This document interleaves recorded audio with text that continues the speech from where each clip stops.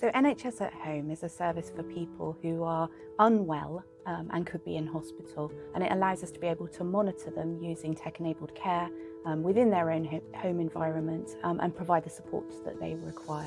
It's for people, for example, who might have a pneumonia or an exacerbation of their chronic lung disease, as well as people who are frail and perhaps have a urinary tract infection or a cellulitis, as a couple of examples of what we can cover. The service is made up of two component parts. We've got an integrated model of service delivery for patients at their own homes, delivered by our partner organisations within the hub here within John Milton, but also with our partners in the acute trusts and also with Bristol. This service was building on some work that we did in COVID-19 around pulse oximetry, and is there to support people who are acutely unwell. What the technology gives us is an ability to be able to monitor more people at home and to have more information about those people, which allows us to be able to reduce the number of visits that someone might require just to get that monitoring information. That means that we will be able to manage more people in the community, and that allows us to be able to release pressure perhaps in other areas of the system and allow those people that really need to be in hospital to be in hospital. The doctor box is issued to patients depending on the pathway that they're on. The box itself contains both a smartphone that has big font on it if required, or can be in other languages for people, and allows connectivity between the person and the devices that we give them. And the devices that they're given can be things like a blood pressure machine, temperature probe, oxygen meter, for example, but we can also add in things like weighing scales and ECG monitoring if the person requires it. We've had very positive feedback from people receiving the service. We know that people want to be at home whenever they possibly can, in their own environment where they can eat their own food, they can sleep in their own bed, and they can do their usual activities, is very, very positively taken. So generally I would say that the feedback has been really, really good. When Mum came home from hospital, I had been going in every day, and although visiting hours were prolonged, I was able to stay there for quite a few hours if I needed. But that was a huge inconvenience to me in terms of my home life.